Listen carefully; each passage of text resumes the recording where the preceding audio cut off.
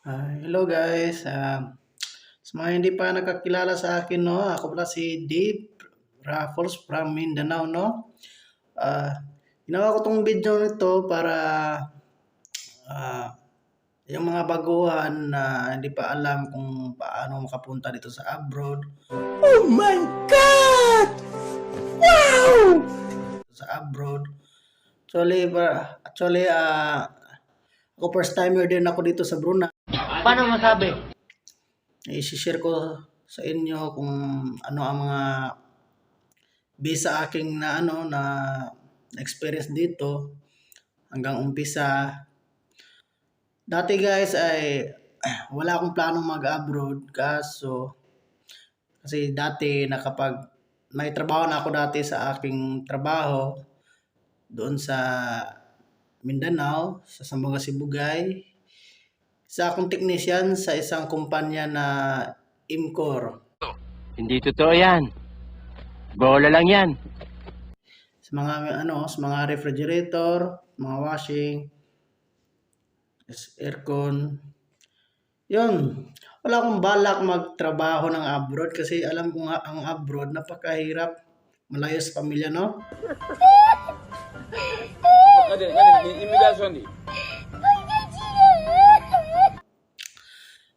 Isang araw, meron akong isang customer na taga doon din sa amin, no? Ang pangalan niya, shout out dyan, si Ray. From ngayon, abroad din siya dati dito sa Brunei, bago siya nagbarko. Ang sahod, sakto lang, sa pamilya, pangkain, wala na matitira. Hanggang lang, talaga, pangkain.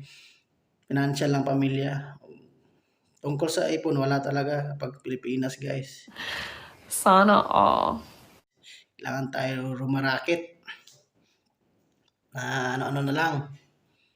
Sideline minsan. Kaya guys, doon na naisipan kong mag-abroad. Sabi ko kay Boss Ray na paano makapunta sa abroad. Yun, sinabihan sa akin na may kakilala daw siya na nandun pa. Shout out dyan kay Jimmy Benedicto. Doon kami nagsimula magkakilala guys. Mga kapwa mga senior ko na yon kung tutusin kasi mga ahead ako sa kanila na may edad na. Nag-abroad ako guys ang edad ko ay 26. Pagtrabaho ko sa Imcor, 4 na taon ako sa Imcor. 21 years old ako nag-apply ng Imcor. Pinapasok ako ng ng uncle ko, dating technician sa Imcor. Ayun, yun guys, pagkatapos primero yung ginawa kong umpisa, kumuha ako ng passport. What? Nice. DFA ng Zamboanga. Tapos yun na. Dating ng passport ko, tinawagan ni Boss Ray yung kakilala niya dito sa Brunei na amo namin ngayon. Amo namin ay Indiano, dating technician dito din sa Brunei bago nagsasarili. Yun guys, na dapat natin kapag abroad tayo, ang una nating tingnan kung yung kontrata natin guys. Kasi minsan dito hindi nasusunod yung kontrata. Dapat ang pinaka-importante na yung kontrata na pag lalabas na yung kontrata, pag-usapan ninyo yung sahod niyo talaga, huwag kayong mahiya.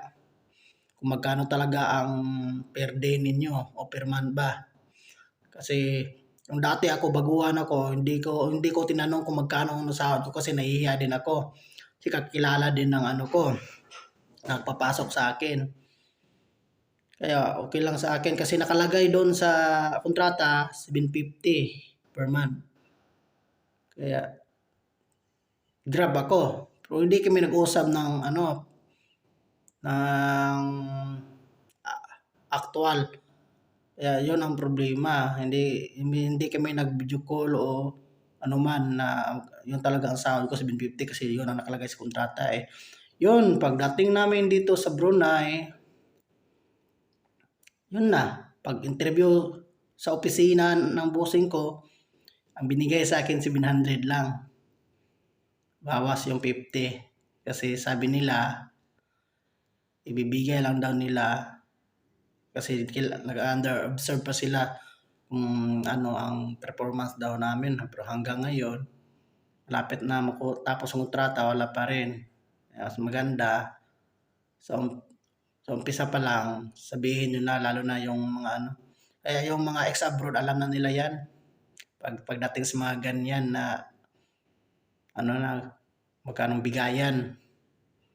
Talaga sila, prangka talaga sila, magkanong bigayan, sir. Pero man, o ganito, ganyan. O, kaya go na sila. So mga baguhan din, pwede rin kayo, dati nag-apply din ako sa online.